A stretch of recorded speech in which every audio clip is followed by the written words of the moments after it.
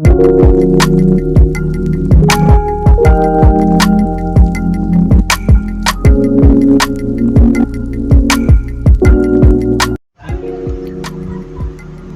వందలాది వాహనాలు రాకపోకలు సాగించే జాతీయ రహదారి అది. మదన్పల్లి నుండి తిరుపతి వరకు ప్రమాదాలకు నిలయంగా ఉండే రహదారి అది.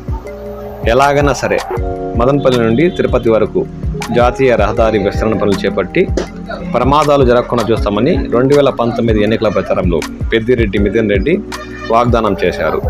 ఆ వాగ్దానంలో భాగంగా కేంద్ర ప్రభుత్వం నుండి 1852 కోట్లు నిధులు మంజూరు చేసుకుని పనులు ప్రారంభించారు. ఇప్పుడు ఆ పనులు ఎంత వేగంగా సాగుతున్నాయో ఈ వీడియోలో మనం తెలుసుకుందాం. తిరుపతి మదన్పల్లి ప్రధాన రహదారి నిత్యం రద్దీగా ఉంటుంది.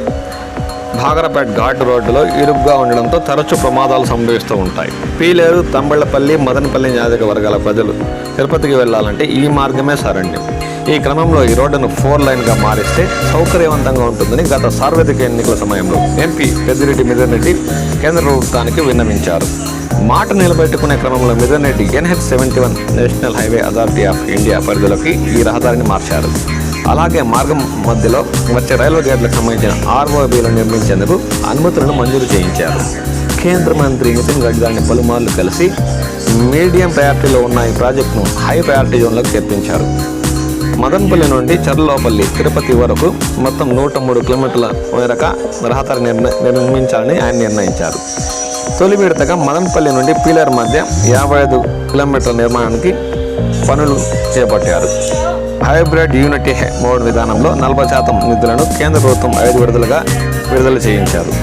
మిగిలిన 60% నిధులను డెవలపర్ ఆఫ్ వెచ్చించుకోవాల్సింది కేంద్ర ప్రభుత్వం విన్నవించింది. ఈ ప్రాజెక్టు పూర్తయితే రాకపోకలు సాగించే వాహనదారులకు ఈ మార్గం సులువుగా మారుతుంది. ప్రమాదాలను బారిన పడే అవకాశాలు తగ్గుతాయి.